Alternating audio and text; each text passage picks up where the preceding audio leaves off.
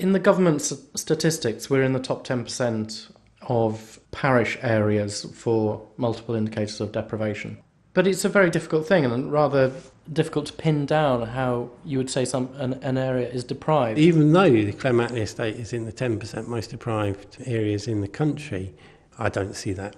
I mean, I believe it because that's what it says, but the estate's really well kept. It's got a lot of green areas within it. You're near to all the facilities that you could possibly ever want. And I've worked on estates in Brixton where I wouldn't go out after 7 o'clock at night. When they say deprived, I think they mean income-based. You know, we've got more people on benefit than working. The whole of Fulham, we've been ranked as the lowest. This area splits in two. You get the people that are very quite poor, and you get the people that are quite affluent. You've got West Kent Estate and you've got Queen's Club Gardens, and there's a very small gap between the two, and you have. The two are mixed here. You know, you've got one side of the road where I wouldn't like to say it's poverty, but obviously it is the poorer side, and then the other side is a very wealthy side, and you've got barristers, solicitors. You've got the Bank of England secretary living on our street.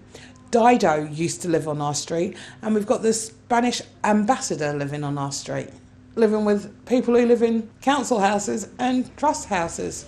And we all get on really, really great. It's got every class in it, basically. Well, it's about the same as any average area in London.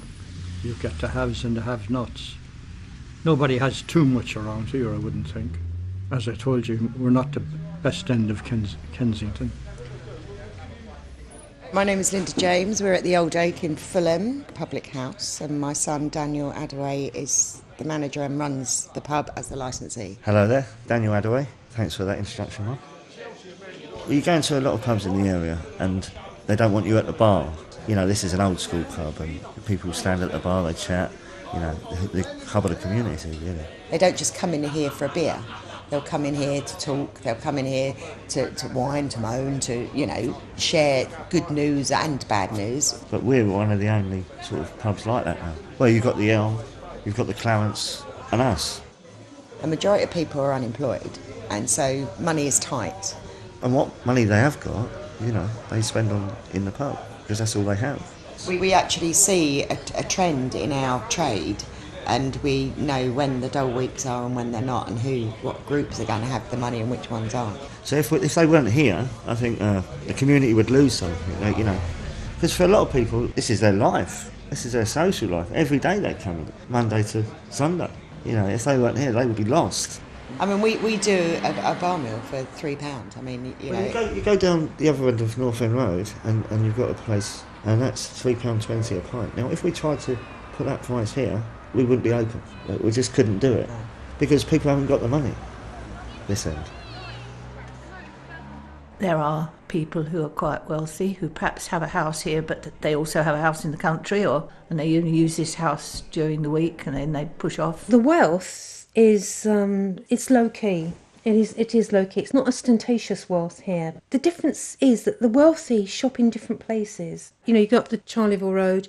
The wealthy don't turn right, they turn left and they go to Kensington. I've actually had Lady Di visit my street. She had a friend that lived on my street. So, you know, you do get people that you recognise. Yes, there is poverty. Obviously there's poverty. I mean, if you're trying to live on, you know, if you're not working and living on 50 quid a week, that's pretty tough. If you're living on a pension, that is also pretty tough, especially in the winter. I suppose it's because we've got two very large estates.